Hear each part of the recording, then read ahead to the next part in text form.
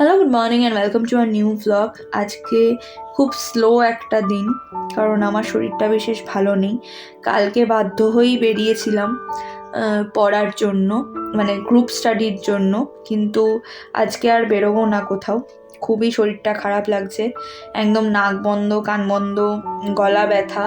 তো আজকে সারাটা দিন বাড়িতেই চিয়া সিডটা খেয়ে জাস্ট একটু ইউনিভার্সিটির কাজকর্ম নিয়ে বসলাম, ব্যাস এই পর্যন্তই।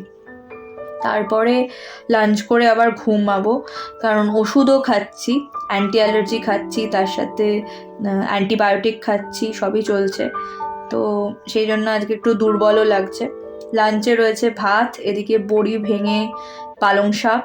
আর হ্যাঁ, আমি পালং শাকেও কাসন্দি খাই। অনেকেই শুনলে হয়তো নাক সিটকবে যে পালং শাক বা লাউ শাক এগুলোতে কেউ কাসন্দি খায় না, বাট আমার ভালো লাগে। তার সাথে এদিকে রয়েছে ফুলকপি ভাজা, আর রয়েছে পেঁয়াজকলি, মানে বছরের প্রথম পেঁয়াজকলি এটা এসছে আজকে আমাদের বাড়িতে। তো পেঁয়াজকলি আলু ভাজা, আর রয়েছে চিকেনের ঝোল। এই চিকেনের ঝোলটা তো যেটা বানিয়েছিলাম সেটাই চলছে, আবার 2 দিন বাদে হয়তো বানাবো, জানি না, দেখি, শরীর বুঝে। আর বাবা বিকেলবেলা একটু বেরিয়েছিল, তো আমার জন্য একটুখানি ক্রিসপি ফ্রাইড চিকেন নিয়ে এসছে, কারণ মুখটা একদম মানে বাজে হয়ে রয়েছে আর কি, কোনো স্বাদ পাচ্ছি না।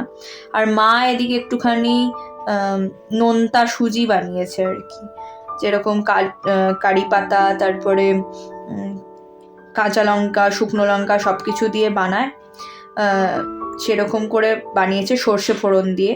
এটা আগে খাচ্ছি, তারপরে ওই ভাজাটা খাবো।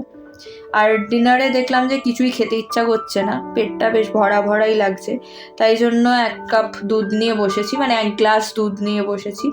তো চলো, দেখা হবে তোমাদের সাথে আর একটা নতুন ব্লগে। টিল দেন টাটা, সবাই খুব ভালো থেকো, সুস্থ থেকো, সাবধানে থেকো, এবং ওয়েদার খুব খারাপ, তো ভীষণ সাবধানে থেকো আর কি। চলো টাটা।